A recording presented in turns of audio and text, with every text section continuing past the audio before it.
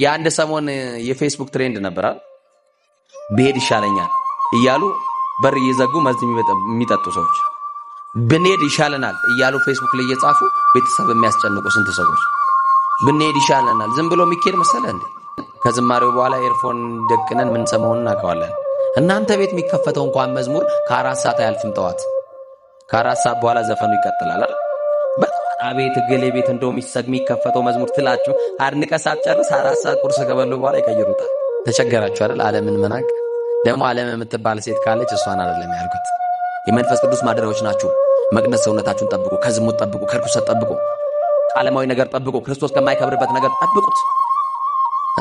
ሲጨንቃችሁ ሲጨባችሁ ወደ ድንግል ማርያም ነው እንጂ ገመድ ይዞ በር መዝጋት መፍትሄ መሰላችሁ? እናቴ ልጅ የዚህ ዘመን ሰማዕትነት ራስን መግዛት ነው። ምን አልኳችሁ? የዚህ ዘመን ሰማዕትነት ምንድነው አልኳችሁ? ምንድነው አልኳችሁ? የኃጢአት ግብዣ ሲቀርብላችሁ ራሳችሁን መግዛት፣ ለዝሙቱ አቤት ስትጠየቁ ራስን መግዛት።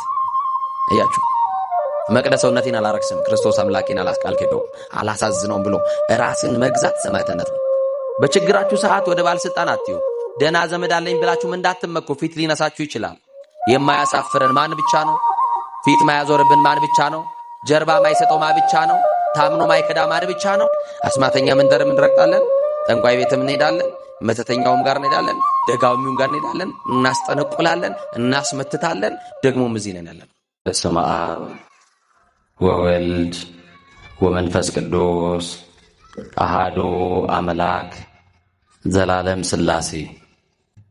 ከዓለት በላይ የጠነከረው ልባችንን በፍቅሩ መዶሻ ሰብሮ የሚረባንን የሚጠቅመንን የሚያስተምረን እግዚአብሔር በዚህ በተወደደ በመዳን ሰዓት የዘመናት ጥያቄን የሚመልሰው እግዚአብሔር የተዘበራረቁትን ኑሯችን ጉዳይ የሚሰበስበው እግዚአብሔር እንደ ሰው የነገርነውን ሳይሆን ዝምታን የሚያዳምጠው እግዚአብሔር በዝምታችሁ ውስጥ ያለውን ጩኸት የሚሰማው እግዚአብሔር እንቆቅልሻችንን የሚፈታ እግዚአብሔር ከትከሻችን ላይ ያልወረደውን ችግራችንን አዝለን የምናለቅስበትን በር ዘግተን የምናነባበትን ጥያቄ በቅጽበት ሊመልስ የሚቻለው እግዚአብሔር አርሆት ሰናይ ወጾር ቀሊል የተባለ ጌታ አምላካችን መድኃኒታችን ኢየሱስ ክርስቶስ ቀና ብለን እንዳንሄድ የከለከለንን ያጎበጠንን ያስነከሰንን ያስለቀሰንን ከሰው የለየንን ብቸኛ ያደረገንን የዛሬ ዓመት ያለቀስንበት ዘንድሮ የምናለቅስበትን ጉዳይ ከትከሻችን ላይ በቃሉ ያንሳልን።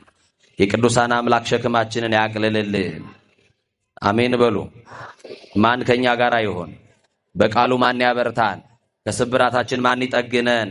የሁሉ ባለቤት አምላካችን እግዚአብሔር በዚህ በተወደደ ጉባኤ የምትሰሙት የአምላካችንን ቃል እንድትጠነክሩበት እንድትበረቱበት መንፈሳዊ ሕይወታችሁ እንዲጠነክርና መንፈሳዊ ፍሬ እንድታፈሩ ጌታ መንፈስ ቅዱስ ይርዳችሁ ይርዳን። አያችሁ፣ በዓለም ሳላችሁ መከራ አለባችሁ አለ የክብር ባለቤት። ምን አለባችሁ? ዓለም ሁሉ ይጠላችኋል። እናንተ ከዓለም ስላልሆናችሁ ዓለም ይጠላችኋል አለ። ዓለም እኮ ጠልቶናል። አልጠላንም? ኦርቶዶክሳውያን ተጠልተናል እኮ። ዓለም ንቆናል። ዓለም ጠልቶናል። ማይተማችን ተጠልቷል። ክርስትናችን ተጠልቷል።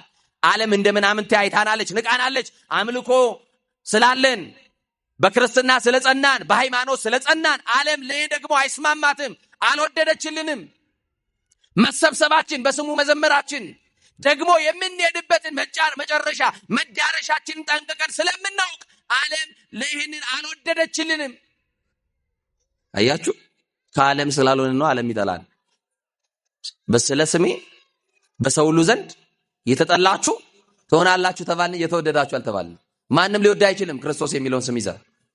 በቃ ይሄ ነው አሁን ክርስትና። የሰማችሁን አይደል? ለሚያሳድዷችሁ ምን በሉ አለ? ጸልዩ በሉ። እስቲ ማን ነው ለክፉ ጎረቤቱ የሚጸልየው? መኖርን የማይፈልግ ሰው እኮ መካከል ነው የምንኖረው አይደል? ውድቀታችን የሚፈልጉ ሰዎች አሉ። እንደው ባላየው የሚሉ ሰዎች ባሉበት ከተማ ውስጥ የምንኖረው መቆማችንን የማይፈልጉ ሺህ ሰዎች አሉ፣ እልፍ ሰዎች አሉ። ቅዱስ እስጢፋኖስ ለገዳዩ ይጸልያል። ከማን የተማረው ነው? ተማሃሩ እምኔ እስመ የዋህ አነ ወትሑት ልቤ፣ ከእኔ ተማሩ አለ። እስቲ ከእኔ ተማሩ በሉ። ከክርስቶስ ነው የምንማረው ትሕትናን። ትሕትና የአንገት መሰበር ሳይሆን የልብ መሰበር ነው። በቃ መከራ ሲመጣ ፈተና ሲመጣ ክርስቲያን አይኖቹ ወደ ሰማይ ነው። ወደት የሚፈርድልን በሰማይ አለ፣ የሚበቀልልን በሰማይ አለ። ፍርዱ በእጁ የሆነ ቢዘገይም የሚቀድመው የሌለ እውነተኛ ዳኛ በሰማይ አለ። የለም ማን ይባላል ስሙ? ለስም አጠራሩ ክብር ይሁንለት። ይቆያል እንጂ ክርስቶስ ይፈርዳል። ጽዋዋ ትሞላለች እንጂ ክርስቶስ ይፈርዳል። የአንድ ሰሞን የፌስቡክ ትሬንድ ነበራል። ብሄድ ይሻለኛል እያሉ በር እየዘጉ መርዝ የሚጠጡ ሰዎች፣ ብንሄድ ይሻለናል እያሉ ፌስቡክ ላይ እየጻፉ ቤተሰብ የሚያስጨንቁ ስንት ሰዎች። ብንሄድ ይሻለናል ዝም ብሎ የሚኬድ መሰለ እንዴ? ምን ይዘህ ነው የምትሄደው? ምን ተገበርኪ አይቴ ነበርኪ? የት ነበርክ? ምን ሰራ ስትባል ምን ስራ አለና መቅደስ ሰውነቴን አፈረስኩ ለማለት ደም የተከፈለልን ሰውነት መርዝ እየበጠበጥክ እየጠጣ ክርስቶስ በደም ዋጋ ያከበረውን መቅደስ ሰውነትን አንተም ውሰት አቦቱ ለመንፈስ ቅዱስ የመንፈስ ቅዱስ ማደሪያዎች እንደሆናችሁ አታውቁምን ይላል እኮ ቅዱስ ጳውሎስ። የመንፈስ ቅዱስ ማደሪያዎች ናችሁ። መቅደስ ሰውነታችሁን ጠብቁ፣ ከዝሙት ጠብቁ፣ ከርኩሰት ጠብቁ፣ ከዓለማዊ ነገር ጠብቁ፣ ክርስቶስ ከማይከብርበት ነገር ጠብቁት። ሲጨንቃችሁ ሲጨባችሁ ወደ ድንግል ማርያም ነው እንጂ ገመድ ይዞ በር መዝጋት መፍትሄ መሰላችሁ? የእናቴ ልጅ ቅዱሳን ሰማዕታት ሩጫቸውን ስለጨረሱ ምናቸውን ስለጨረሱ ቅዱስ ጳውሎስ እኮ ሩጫዬን ጨርሻለሁ። አሁን ይሄ ጥቅስ ሐውልት ላይ ነው የሚጻፈው። በኃጢአት የሚጨርስ ሩጫውን ንስሐም ይግባ አይግባም ሰውየው ከሞተ በኋላ ቤተሰቦቹን የሚያስቀምጡለት ሰውየው እኮ አይደለም። የሰማችሁ ይናል ሩጫዬ ምን ብያለሁ? ጨርሼ የሚጠብቀኝ የድል አክሊል ነው ይላል። ይኸውላችሁ የሚጠብቀኝ ምንድነው? ሲቀም የቀማውን ያልመለሰ ሰው፣ የበደለውን ያልካሰ ሰው፣ ድሃ እየበደለ ፍርድ እያጓደለ የኖረ ሰው ይሄ ጥቅስ አይገባውም። ዓለም ከምትሰጠን ስልጣን፣ ዓለም ከምትሰጠን ዝና፣ ዓለም ከምትሰጠን ገንዘብ፣ ዓለም ከምትሰጠን ወርቅ የሚበልጠው ክርስቶስ በመንግስተ ሰማያት ያዘጋጀልን ክብር ነው። ይበልጣል አይበልጥም?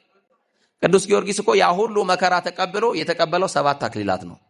ስንት አክሊላት አያችሁ? ዓለም ከሰጠው ስልጣን የመንግስቴን እኩሌታ እንኳን ልስጥ እያሉ ነገስታቱ በጊዮርጊስ ፊት ለፊት ቢቆሙ እናንተም መንግስታችሁም ሀብታችሁም አብራችሁ ትጠፋላችሁ አላቸው። የማይጠፋው የክርስቶስ መንግስት አለ። እናንተ አንድ ጊዜ ትገሉኛላችሁ፣ እናንተ ዘላለም ትሞታላችሁ። እኔ አንድ ጊዜ ሞቼ ለዘላለም ብኖርስ ምን ችግር አለው እያሉ አንገታቸውን ይሰጡ ነበር ለክርስቶስ። በዚህ ልክ በሃይማኖቱ የጸና ክርስቲያን በዘመናችን ላይ የለም። የሰማችሁ ነው አይደል? እንድትጸኑ እንደ ቅዱሳን ሰማዕታት እንድንጸና ዘመኑ የፈተና ዘመን ስለሆነ፣ ዘመኑ የመከራ ዘመን ስለሆነ በሌሎች የምንሰማው እኛ ጋር እንኳን ቢደርስ እንዴት ነው ክርስቶስን አምናችሁ ወይንስ አይ መከራው እስኪያልፍ ጥቂት ጊዜ ብሸሸግ ብኖር ብላችሁ ነው የምትደበቁት? ኑሯችን ያለው በሰማይ ነው። እውነተኛው መኖሪያችን ያለው በሰማይ ነው። የውሸት እየኖርን የእውነት እንዳንሞት ሥላሴ ይርዳን። እያለቀሳችሁ ያላችሁት ወደ ሰማይ ብቻ ተመልከቱ። በጭንቀት ውስጥ ያላችሁ ወደ ሰማይ ብቻ ተመልከቱ። ሐዘን የበዛባችሁ፣ ችግር የተፈራረቀባችሁ፣ አንዱን ሳታልፉት ሌላ ስቃችሁ ሳትጨርሱ ሌላ ለቅሶ የመጣባችሁ፣ በለቅሷችሁ ላይ ለቅሶ የተዳረረባችሁ እግዚአብሔር እንባችሁ እንዲያብስላችሁ ወደ ሰማይ ብቻ ተመልከቱ። የሰማችሁናል? በችግራችሁ ሰዓት ወደ ባለስልጣን አትዩ። ደህና ዘመድ አለኝ ብላችሁ እንዳትመኩ። ፊት ሊነሳችሁ ይችላል። የማያሳፍረን ማን ብቻ ነው? ፊት ማያዞርብን ማን ብቻ ነው? ጀርባ ማይሰጠው ማን ብቻ ነው? ታምኖ ማይከዳ ማን ብቻ ነው? ዘመድ ጠላት ሊሆን ይችላል። ወዳጅ ባዕድ ሊሆንብህ ይችላል። አየህ፣ ሊገለበጥ ይችላል። ክርስቶስ ኃጢአት ሰርተንም ብንመጣ ንስሐም ብንገባ ክርስቶስ ለክፎችም ለደጎችም ቸር ነው። እስመ ውእቱ ላይ ለሄራ ነው ላይ ለኩያን ለሁሉ ደግ የሆነ ለሁሉ ቸር የሆነ አያችሁ። ገዳይ እኮ አለ፣ ምቀኛ እኮ አለ፣ ሊጥልህ የሚፈልግ እኮ አለ፣ ጉድጓድ የሚመስል እኮ አለ፣ ቀን የሚፈልግ ምቹ ቀን የሚፈልግብህ ቀን እኮ አለ። እነሱን አለማየት ነው። ማንን ማየት? ወነጸረ ሰማይ፣ ወደ ሰማይ ተመለከተው። ወሬ ስብሐት እግዚአብሔር ወይ ቤሪኮ ሊነብር በህማን አቡክ ነው ያለው። አያችሁ ክርስቲያኖች፣ አይናችሁ ወደ ሰማይ ስትከፍት ስታነሱ ክርስቶስን በአባቱ ቀኝ ተቀምጦ ታያላችሁ። ወደ ስታነሱ አይናችሁን ወደ ሰማይ ስታነሱ በህይወታችሁ ውስጥ ያለው መጋረጃ ይነሳላችኋል። በህይወታችሁ ውስጥ ያለው ጨለማ ይገፈፍላችኋል። አንተ እጅህም አልተቆረጠም እግርህንም ቆራጭ የለብህም። ሙት ተገደል እንዲሆን የሚልህም የለም። ግን ክርስቶስን በማመን አልጸናንም። እምነታችን ሙሉ አይደለም። እንዋዥቃለን። አስማተኛ መንደርም እንረግጣለን። ጠንቋይ ቤትም እንሄዳለን። መተተኛውም ጋር እንሄዳለን። ደጋሚውም ጋር እንሄዳለን። እናስጠነቁላለን፣ እናስመትታለን። ደግሞም እዚህ ነን ያለን። አያችሁ፣ ክርስቶስን በማመን ያጽናን እግዚአብሔር። የዚህ ዘመን ሰማዕትነት ራስን መግዛት ነው። ምን አልኳችሁ? የዚህ ዘመን ሰማዕትነት ምንድነው አልኳችሁ? ምንድነው አልኳችሁ? የኃጢአት ግብዣ ሲቀርብላችሁ ራሳችሁ መግዛት፣ ለዝሙቱ አቤት ስትጠየቁ ራስን መግዛት። አያችሁ፣ መቅደስ ሰውነቴን አላረክስም፣ ክርስቶስ አምላኬን አላስቃልክደውም፣ አላሳዝነውም ብሎ ራስን መግዛት ሰማዕትነት ነው። አንገት የሚቆርጥ ላይኖር ይችላል። የሰማችሁን አይደል? በፈላ እሳት የሚጥልክ ላይኖር ይችላል። ግን ራስን መግዛት ሰማዕትነት ነው። እግዚአብሔር ይርዳን ሁላችንን። ከንፈራቸውን የተቆራረጡ እነ ቅዱስ ቶማስ፣ እነ ቅዱስ መርምህናም፣ ጥርሳቸውን በድንጋይ የተወለቁ እነ ቅዱስ ጎርጎርዮስ ዘእንዚናዙ፣ ምላሳቸውን በወስፌት የተተለተሉ እነ መጥምቀ መለኮት ቅዱስ ዮሐንስ፣ ደረታቸውን በጦር የተወጉና አቡነ አቢብ እነ ቅዱስ ቴዎድሮስ፣ ቆዳቸውን የተገፈፉ እነ ቅዱስ ቶማስ ዘህንደኬ፣ በእሳት የተጠበሱ እነ ቅዱስ መርቆሬዎስ፣ ወደ ባህር የተጣሉ እነ ቅዱስ በርቶሎሜዎስ፣ በገመድ የተጎተቱ እነ ቅዱስ ማርቆስ፣ እነ ቅዱስ አትናቴዎስ፣ እነ ቅዱስ ዲዮስቆሮስ በሮማ አደባባይ በሰረገላ እየጎተቱ ፊታቸው የተነጨ ጢማቸው እየተነጨ ጥርሳቸው እየወለቀ ዝንቱ ውእቱ ፍሬ ሃይማኖት፣ የሃይማኖት ፍሬ ይሄ ነው፣ ክርስቶስ ስለሚለው ስም መከራ መቀበል ነው ብለው በመከራ ውስጥ ወደ ኋላ እንዳይሸሹ በመከራ መጽናትን አስተምሯቸዋል። እነ ቅዱስ ዲዮስቆሮስ እነ ቅዱስ በረከታቸው ይደረብን። አንድ ሰው ሰማዕት ከመሆኑ በፊት በእግዚአብሔር ማመን አለበት። በማን ማመን አለበት? በእግዚአብሔር ያላመነ ሰው ከሰውም ተጣልቶ በሆነ ምክንያት ግጭት ተፈጥሮ ቢሞት ሰማዕት ይሆናል? ንገሩኛ። ቅድሚያ በማን ማመን አለበት? በእግዚአብሔር። ተቸገራችሁ አይደል? ዓለምን መናቅ። ደግሞ ዓለም የምትባል ሴት ካለች እሷን አይደለም ያልኩት። ከክርስቶስ ማን ይበልጣል? ዓለም ይበልጣል እንዴ? ዓለም ትበልጣለች? አሁን በጾማችሁ ሰዓት ጠዋት ተነስታችሁ ብትበሉ ማን ይበልጣል እያላችሁ ነው? ንገሩኛ። ዓለም ትበልጣለች፣ ስጋዬ ይበልጥብኛል፣ ከክርስቶስ በልጦብኛል እያለ ነው አይደል? ጠዋት የበላ ሰው ውሎ ከሚበላ ሰው ጋር ሂዱና እስቲ ሁለቱን አቆማችሁ ይሁት። በጣም የሚወዛው ውሎ የበላው ሰውዬ ነው። አዛኝን የሰማችን ውሎ የበላውን ሰው ወዛም ነው ሳይቀባ። ይኸው ከዚህ ቁረጥ ከዚህ ፍለጥ ያለ ሰውዬ ግማሹ ዩሪክ አሲድ፣ ግማሹ የሆነ ነገር፣ ግማሹ የሆነ ነገር ይሁንና ያው በዚህ ሰዓት ራሱ ወንጌል አይሰሙም። ጂም ቤት ነው ያሉት።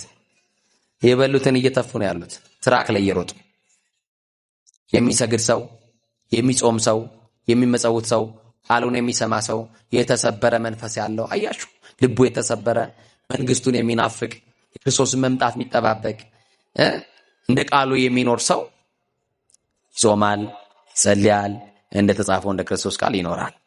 ይሄው እኛ እንሰብካቸዋለን። ምን ሰብኮን እኛ እንኖረውም። እናንተም ትዘምራላችሁ። የዝማሬ ህይወት የለም። ከዝማሬው በኋላ ኤርፎን ደቅነን ምን ሰማውን እናውቀዋለን። እናንተ ቤት የሚከፈተው እንኳን መዝሙር ከ4 ሰዓት አያልፍም። ጠዋት ከ4 ሰዓት በኋላ ዘፈኑ ይቀጥላል አይደል? በጣም አቤት ገሌ ቤት እንደውም የሚከፈተው መዝሙር ትላችሁ አድንቀ ሳትጨርስ 4 ሰዓት ቁርስ ከበሉ በኋላ ይቀይሩታል። ክርስትናችን ራሱ አንድ ቀን የማይውል ክርስትና ነው ያለን። ያመኑትን በምን መኖር አልኳችሁ? በህይወት መኖር በሉ። አዎ የሚቀድሰው መቀደስ ስላለበት የምንኖረውለት ክርስቶስ ያስፈልገናል ብያችኋለሁ ቅድም። ክርስቶስ ኑሮ ይፈልጋል። እናወራለን፣ ይሁን ሰብካለን፣ እናንተ ሰማላችሁ። እኛም ህይወት የለንም፣ እናንተም እንደዛ እየሆንን ነውና እግዚአብሔር ይመልሰን። ሰው ዓለምን እየወደደና በዓለም ያለውን ስራ እየሰራ እግዚአብሔርን እወደዋለሁ ማለት አይቻልም። ቅዱስ ያዕቆብ በመልእክቱ ምዕራፍ 2 ቁጥር 4 ላይ እንደዚህ ይላል። ያዕቆብ መልእክት ምዕራፍ 2 ቁጥር 4 ላይ ወንድሞች ሆይ ይላል፣ የዚህ ዓለም ወዳጅ የእግዚአብሔር ጠላት እንደሆነ አታውቁም ይላል። የማን ወዳጅ? እንደው በማርያም ነገሩ የማን ወዳጅ? የማጠላት አለ? የዚህ ዓለም ወዳጅ አለ የእግዚአብሔር ጠላት እንደሆነ አታውቁም አለ። ስለዚህ ዓለም ሳትንቃችሁ ናቋት። ደግሞ ናቋት ስላችሁ መንኩሱ እያልኩ አይደለም። እየሰማችሁ? ዓለምን መናቅ ማለት መመነን አይደለም። እየሰማችሁ ነው? በዓለም ያለውን የሥጋውን ፍላጎት አሸንፎ መኖር መናኔ ነው። እናንተ እኮ መናኝ ናችሁ። እየሰማችሁ ነው? ባል በሚስቱ ጸንቶ ከኖረ እኮ መናኝ ነው። እውነት አሰት እንዴ? ንገሩኝ እንጂ በትዳራቸው በብቃት የደረሱ ቅዱሳን እኮ አሉ የሉ? ጳጳሱ እኮ የትዳር ውጤት ነው አይደል? ቅዱሳን እኮ የትዳር የጋብቻ ውጤቶች ናቸው። አስቡበት ወንድሞቼ፣ ዘላለም የሚኖር እንዳይመስላችሁ። ተከራይ ተቀምጦ የአከራይ ሬሳ ይወጣል። ባለጠጋም ይደህያል። ለዓመት ያስቀመጡትን በዕለት ይበተናል። የዚህንን ዓለም የትኛውንም ነገር ብጨብጠው ከንቱ ነው፣ እንደ ጉም ነው። የትላንት ጌቶች የሉም፣ ዛሬ ከርታቶች ሆነዋል። በየመንገዱ የትላንት ዝነኞች የሉም፣ የትላንት ቆንጆች የሉም፣ የትላንት ባለጠጎችም የሉም። የትላንት አሰሪ የዛሬ ታሳሪ ነው። ይሄው ባለጠጎች ጎዳና ቁጭ ብለው ይለምናሉ። ትላንት እኮ ነው ቤት ይላሉ። ትላንት የዛሬ ነው ያርገውና ቀንጥሎኝ ይላሉ። ቀን የሚያመጣው ምን እንደሆነ አታውቅማ። እግዚአብሔር ይደስልን። አሁን እኛን የሚታገሉ ጠንቋዮች አሉ። ዛሬ የሚታገሉን ጠንቋይ አስማተኞች አሉ። ትንሽዬ ኪዮክስ ስከፍት ታየዋለህ። ትንሽዬ ጉልት ይዘው በር ላይ ቁጭ በል ታየዋለህ። እዛ ቀን የማይጣልብህ ነገር የለም፣ የማይገነዝብህ ነገር የለም፣ የማይደፋብህ ነገር የለም። ኢትዮጵያዊ ይገርማል እኮ እግዚአብሔር የሰነፎች አምላክ አይደለም። አስማተኛው መንደር ሮጠ የሰው ቤት ለመዝጋት ከምትሯሯጥ ያንተን እድል ስላሴ እንዲከፍትልህ በስላሴ ጋር ብትንበረከክ እሱ ነበር ዋጋ የነበረው። አስማተኛ መንደር ሄደ የሰው ትዳር ከምትበጠብጥ አንተንም የተባረከ ትዳር እንዲሰጠው ወደ ስላሴ ብትለምን እሱ የተሻለ ነበር። እውነት ሐሰት? እንዲህ አይነት የክፋት ቤት እንዳትሄዱ ስላሴ ይጠብቃችሁ። ሳታውቁት እኮ መርዝ ተበጥብጦላችሁ ተሰጥቶ ጠላ ነው ውሃ ነው ብለህ ልትጠጣ እኮ በመስቀል ምልክት ስታማትብ እኮ ውሃ አድርጎልህ ጠላት ተገርሞ እንዴት አልገደለውም ብሎ እኮ ሊሆን ይችላል እኮ። ስንትም ሌሊት ላይ ተበጥብጦ ስንት ቀን ተበጥብጦልን ይሆናል። ስንት ቀን ታቅዶልናል። ስንት መንገዳችን ላይ እንቅፋት ተቀምጦብናል። ይኸውላችሁ ጠላት ያልቻለን አቅም ስለሌለው አይደለም፣ ኃይለኛው እግዚአብሔርን ስለተጠጋን እንጂ። ጠላት ያልጣለን አቅም አጥቶ አይደለም፣ የማይጥለው እግዚአብሔር እጅ ላይ ስላለን ነው እንጂ። እግዚአብሔር አይጣለን። አሁንም እንደ ኦርቶዶክሳውያን ተጃጃሉ። ክርስቶስን እኮ አይሰብኩትም ይላሉ። እኛ ምንኖርለት ነው። ስለዚህ ኦርቶዶክስ ቤተክርስቲያን ክርስቶስን ትሰብከዋለች ወይ? አዎ ትሰብከዋለች። ምናወራለት ሳይሆን ምንኖርለት ጌታ ስላለን ክርስቶስን በተግባር ነው የምናሳያችሁ። እናንተም ደግሞ ለዚህ ጌታ ኑሩለት። እሺ፣ ራሳችሁን በመግዛት በትዳራችሁ ታማኝ በመሆን በተሾማችሁበት መስሪያ ቤት ታማኝ በመሆን ጉቦ ባለመብላት፣ ሙሰኛ ባለመሆን፣ ዘረኛ ባለመሆን፣ ባለማዳላት፣ ከተፈቀደላችሁ በላይ ባለመውሰድ፣ ደጎች በመሆን ቅኖች በመሆን እንጀራችሁ ለድሆች በመስጠት ክርስትናችን በእንደዚህ አይነት መልክ ካስኬድ ነው እግዚአብሔር በረከት ይሰጠናል። እግዚአብሔር ታማኞች ያድርገን። ሀገራችን ኢትዮጵያ ወደ ቀደመ ሰላሟ ይመልስልን። ያስተማረን የመከረን የገሰጸን ልዑለ ባሕርይ አምላካችን ቅዱስ እግዚአብሔር ከሁላችን ጋር ይሁን።